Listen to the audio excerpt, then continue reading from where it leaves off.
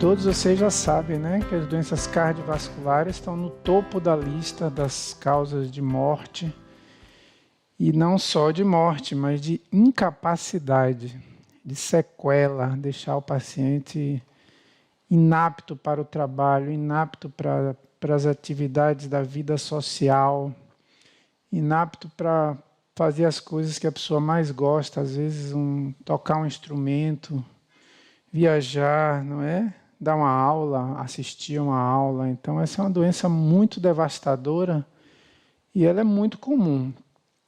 Claro, é mais comum nos pacientes idosos, mas, em algumas situações, ela também afeta o paciente mais jovem, por causa de algumas causas, não é? Como, por exemplo, as cardiopatias. As valvopatias, por exemplo, elas podem causar uma dilatação do átrio, com formação de trombos no átrio esquerdo, e aí esses trombos podem se soltar, formar êmbolos, e aí cai lá no ventrículo esquerdo, sai pela aorta e vão obstruir um vaso em qualquer lugar do corpo, na perna, no intestino, na mesentérica e, eventualmente, na circulação encefálica, fazendo um AVC, às vezes, num paciente bem jovem. Para você fazer a trombólise, reparem, primeiro que você tem que correr, tem que ser dentro de 3 horas. E segundo, o AVC tem que ser isquêmico. Se você fizer trombólise num AVC hemorrágico, você literalmente mata o paciente. Aquilo ali vai ser a causa da morte do paciente, o trigger, né? O gatilho para o paciente, porque a hemorragia vai aumentar e vai causar uma catástrofe. Então, a gente faz trombólise no AVC isquêmico. Então, onde é que entra agora? O médico tem que identificar que é isquêmico e tem que providenciar a trombólise. Como é que ele identifica que é isquêmico? Na realidade, a gente identifica que é isquêmico afastando o hemorrágico. Reparem que para o AVC isquêmico ele aparecer no exame de imagem, o exame de imagem que é feito de rotina é a tomografia, não é a ressonância não está disponível e demora muito mais, é muito mais cara e não está na rotina, no protocolo. Então, você manda o paciente para a tomografia. O principal motivo é porque eu tenho que afastar o AVC hemorrágico. Se o paciente chega com AVC há poucos minutos, os sintomas se iniciaram há poucos minutos ou há 1 hora, se o AVC é hemorrágico, como esse aqui, ele aparece, como vocês estão vendo aqui, e é muito fácil de ver. Isso aqui é sem contraste, esse AVC. O paciente com AVC isquêmico, com 1 hora de evolução, sabe como é que está a tomografia? Normal. Repare que aqui tem uma alteração. A alteração inicial do AVC é uma hipodensidade, reparem, o que é denso é branco, na tomografia, no raio-x. Aqui está o parênquima encefálico, tem uma densidade moderada. E tem uma área de hipodensidade. Isso é clássico. Isso aqui, num paciente com clínica de AVC, com essa imagem, o diagnóstico está praticamente fechado, é um AVC isquêmico. Mas repare o que eu botei aqui embaixo. Ó. 6 a 24 horas já está fora da janela para a trombólise. Ou seja, eu já perdi a chance, ou por culpa do sistema, foi a hora que eu consegui fazer o exame, ou por culpa, às vezes, do paciente. O paciente chegou agora, ele teve AVC. Eu conheço um médico, amigo, que teve AVC 1 hora da manhã e disse, não quero ir para o hospital, não, de manhã eu vou. Ele foi de manhã para o hospital. Né? Ficou lá, na cama dele lá. Então, onde é que eu quero chegar? Repare também que aqui tem o AVC, ele costuma ser logo seguido de edema. Edema vasogênico, edema, não é o edema inflamatório aqui. Oi. Eu achei aqui onde foi que eu li, mas na verdade é porque o livro traz diferente. Ele traz, tipo assim, 20% de todos os acidentes se devem a uma hemorragia intracraniana espontânea. Aí eu tinha entendido que seria intraparenquimatose, e os outros 80% é hemorragia subaracnoide. Mas na verdade ele está falando dos hemorrágicos, são dos AVCs, 20% é hemorrágico. Aí eu tinha confundido isso. Pronto. Então tá. É no Cécio que ele traz assim. Ah, Jó, que bom que você está lendo Cécio, viu? Parabéns. Cécio é um livro que deve ser lido o tempo todo. Muito bem. Daqui a pouco cai, viu? Tenho 10 minutos, sem problemas, a gente volta e aí eu termino antes da segunda queda, né? A gente fica com 1 hora de aula, no máximo. Bom, então, onde é que eu quero chegar nessa história toda? Aqui, reparem, deixa eu ver o próximo slide aqui, ó. Aqui é um AVC hemorrágico extenso, muito extenso. Vamos pular aqui como é que ele aparece, não é? Ó, um AVC. Aqui é a patologia do AVC hemorrágico. Então, aqui é do lado direito, aqui é do lado esquerdo. Esses slides mostram muito o que acontece, que é o efeito de massa. Então, repare que ele desvia a linha média do encéfalo. Esse é o mecanismo de morte, aumento da pressão intracraniana, causando uma disrupção no funcionamento, coma profundo e parada respiratória, compressão de tronco, herniação e compressão de tronco encefálico, bulbo, colapso cardiovascular e morte. Então, aqui, esses são os AVCs intraparenquimatosos hemorrágicos típicos do paciente hipertenso. Isso aqui é um acidente de pequeno vaso. Não é? Se eu voltar aqui, ó, os AVCs isquêmicos costumam ser acidentes aqui, ó, de vasos maiores, cerebral média, às vezes até carótida interna, aqui cerebral média, né, anterior, posterior, basilar. E os AVCs hemorrágicos, eles são de pequenos vasos, que são enfraquecidos pela hipertensão, e aí eles sangram, e por isso que esses pacientes costumam chegar na UPA com um quadro mais marcante, viu? E esses pacientes costumam apresentar mais do que os isquêmicos sinais de aumento da PIC, de hipertensão intracraniana, como aqueles que você já sabe, náuseas, vômitos, diminuição do nível de consciência, turbação da visão. E um paciente desse também costuma convulsionar. Esse sangue fora do vaso, ele é irritante para o parênquima e ele causa despolarização e convulsão. Então, clinicamente, a gente desconfia que o paciente tem AVC hemorrágico, mas, de qualquer maneira, ele vai para o exame de imagem. Então, aqui é um paciente, ó, aqui já tem mais de 3 horas. Começa a aparecer, aqui é uma tomografia, aqui do lado direito. Observem o que eu falei, uma área menos densa do que o lado de cá. Aparece uma área de hipodensidade. Outra coisa é que começa a comprimir o ventrículo. Aqui o ventrículo lateral direito, aqui o corno frontal. Observe o lado de cá, o ventrículo lateral direito, né? Então, aqui é o lado direito. O paciente está com os pés em nossa direção e a cabeça virada para lá. Então, você olhando a partir dos pés do paciente, é assim que a gente olha a tomografia, né? Eu estou como se eu estivesse nos pés dele, olhando para a base do crânio. Então, o lado direito, que é esse, o lado esquerdo. Então, observe que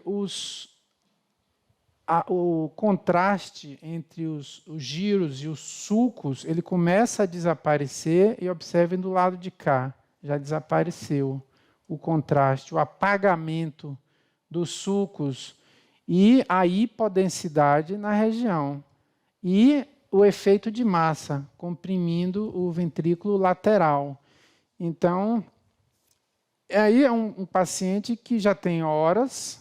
Então, aqui, da letra A, já tem mais de 6 horas, e aqui, provavelmente, mais de 24 horas. Já está no dia seguinte, ou até mais, 72 horas. Então, é um paciente que eu faço o exame para documentar o que eu vi na clínica e um paciente que eu vou ter uma série de outras condutas fora a trombólise. A trombólise é o que mais melhora prognóstico. Mas é um paciente que eu vou ver como é que está nível de consciência, se ele precisa ser intubado. Se o Glasgow estiver muito baixo, eu tenho que intubá-lo. Como é que está a via aérea, o reflexo, se a via aérea é protegida, se ele tosse, né? Isso tem a ver com o nível de consciência. Então, geralmente, quando o Glasgow está de 8 para baixo, a via aérea está desprotegida, você tem que evitar aspiração.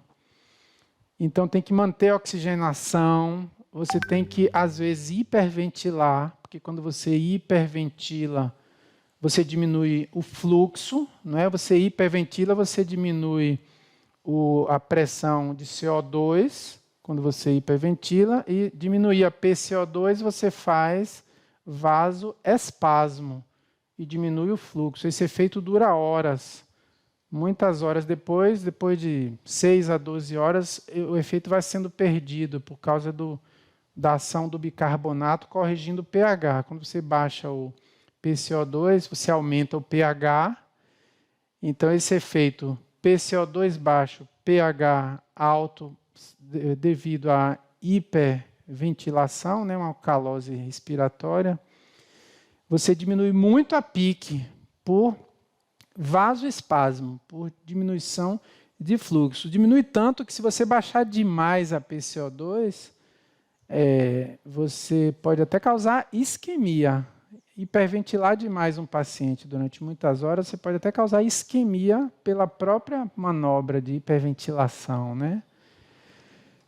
Então, vamos lá. Então, reparem, mais uma vez, isso aqui já está tarde. Esse paciente, eu vou ter outras condutas. Eu estou controlando a pressão dele aos poucos, eu vou evitar escara, úlcera de pressão, um paciente que rapidamente está acamado, sem se mexer adequadamente, ele vai fazer escara. A hemiplegia, ele vai começar a fazer posição viciosa, vai fazer retração de tendão, então tem que fazer fisioterapia, estender, alongar, não é, os tendões, e uma série de outras coisas que a gente faz. Então, aqui, um AVC isquêmico bem, eu botei para vocês treinarem o olho, ó.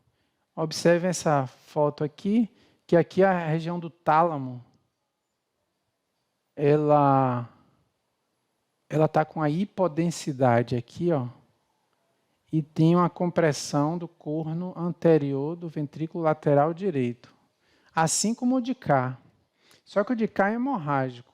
Apareceu o branco aqui é hemorrágico. O isquêmico tem que aparecer assim, só com a hipodensidade. Então, reparem que esses dois eu botei de propósito. São dois pacientes diferentes com AVC no mesmo lugar, com o mesmo grau de compressão aqui do ventrículo e que a clínica é igual. Botei de propósito. O paciente chega com a mesma clínica. Professor, Oi. licença. Nessa segunda imagem do AVC hemorrágico tem duas bolinhas brancas, mas em volta tem uma área escura, que parecida com o isquêmico. Poderia ser um acidente vascular isquêmico secundário ao hemorrágico? Ou não? Estou viajando. Você fala em qual fotografia? No hemorrágico. Tem as duas bolinhas brancas, e isso em volta, tá vendo que está mais escurinho? Isso. Muito bem. Isso aqui, a hemorragia, ela parece branca e a área hipodensa é edema. Então, então seria um edema, e não aqui, entendi. Aqui é edema e aqui é hemorragia. A hemorragia sempre aparece branca, no AVC. O sangue na tomografia ele aparece branco. Então, esses pacientes eles têm uma clínica muito parecida. Por que é que eu estou falando isso? Porque eu vou ressaltar agora, para eu começar a andar, mas vai cair, eu volto, viu? Eu não posso fazer trombólise no AVC hemorrágico. E o paciente tem a clínica igual. Então, eu levo para a tomografia, vejo que não é hemorrágico e faz a trombólise no isquêmico. E muitas vezes a gente faz a trombólise num paciente com a tomografia normal. Porque se tem uma hora de AVC, a tomografia é normal, mas eu vejo que não é hemorrágico, o paciente vai para trombólise. Pois é, então... a situação ideal é que eu atenda o paciente, suspeite clinicamente, aí vem a sêmio que vocês estão vendo, não é? Vamos lembrar sempre do... Se você, generalista, dá conta do clássico, já está de bom tamanho.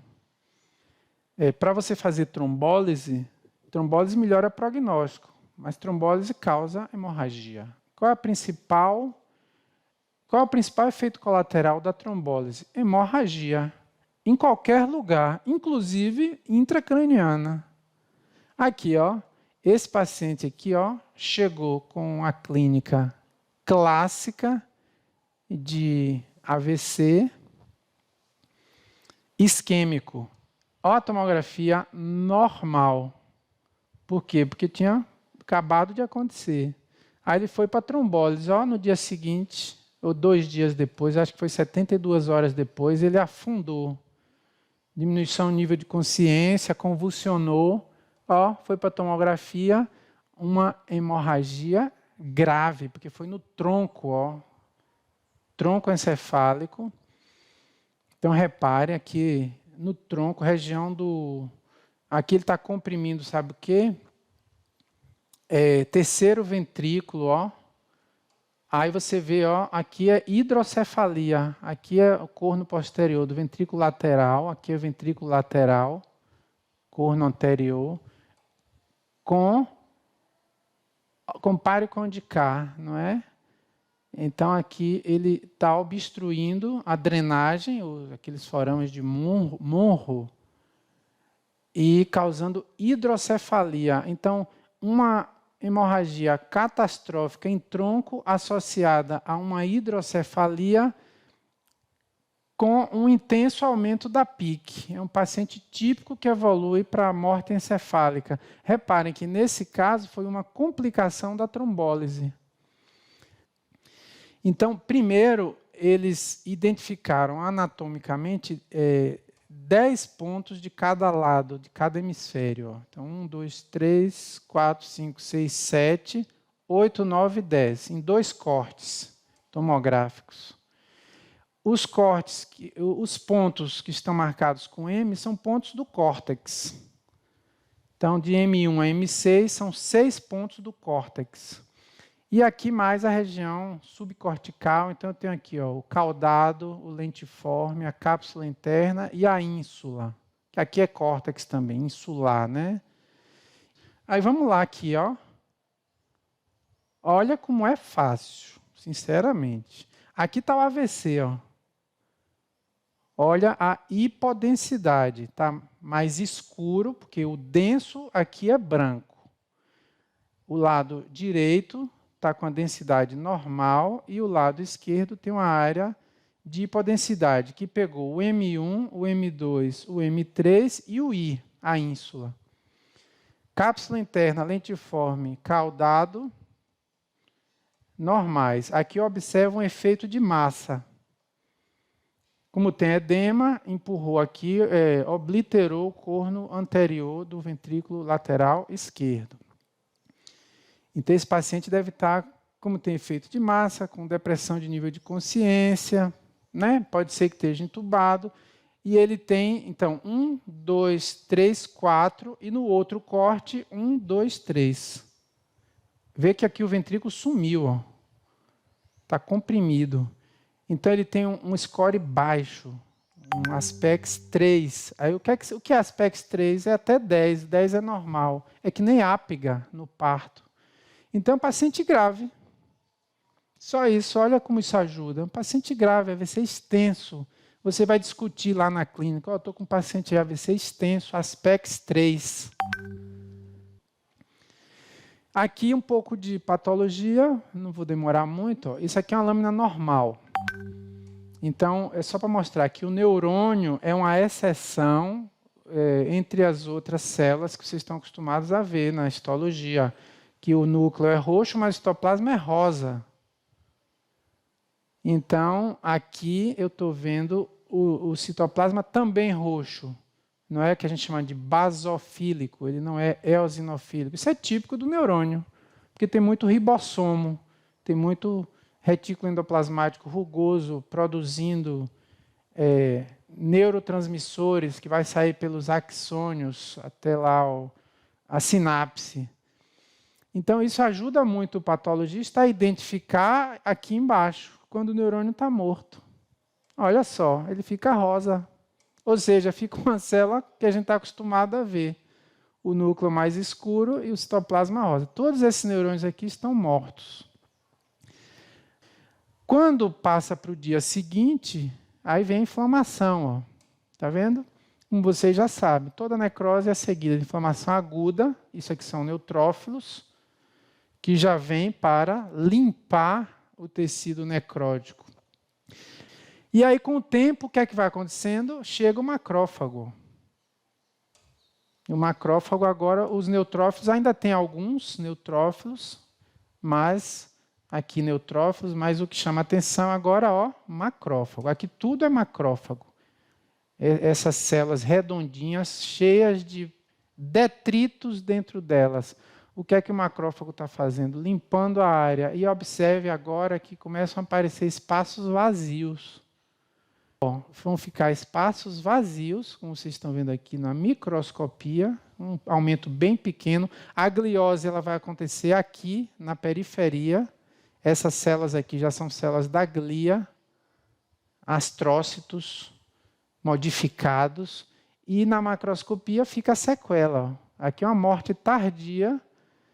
Aqui está impregnado em formol, fixado, por isso ficou escuro aqui, ficou mais branco. Mas aqui foi uma área de AVC antigo. Esse paciente ficou na cama durante muito tempo aí com essa lesão aí sequelar, não é?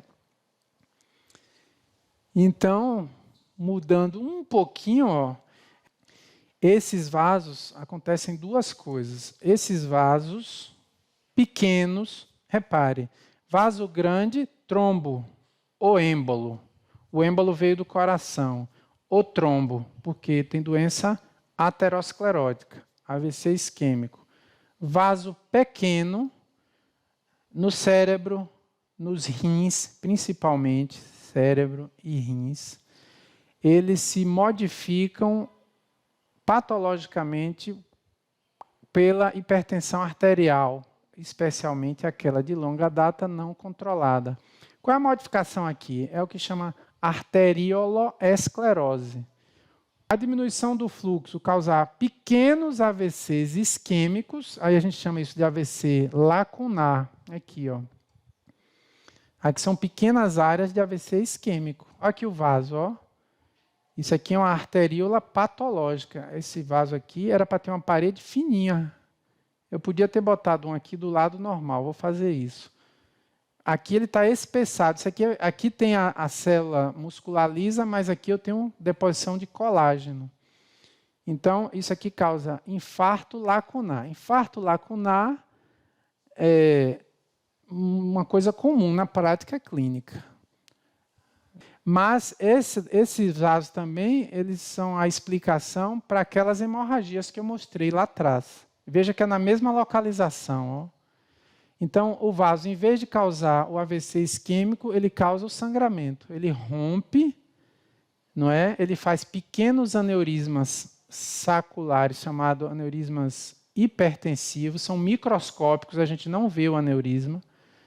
Por que faz aneurisma? Porque a parede do vaso está fraca, enfraquecida. Aí ele dilata um pouquinho e rompe, aí faz o...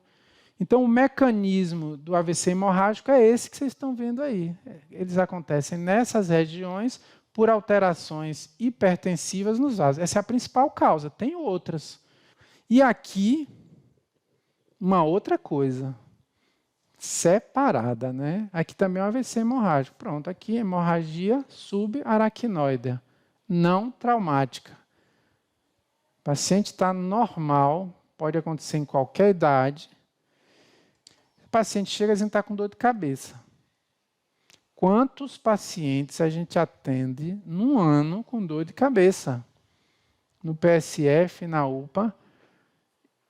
E não vai fazer tomografia, não vai fazer punção lombar, não vai fazer ressonância. É uma dor de cabeça que eu consigo identificar clinicamente como algo de baixo risco. É uma enxaqueca, é uma cefaleia em salva, é uma cefaleia tensional, né, que tem um quadro clínico típico.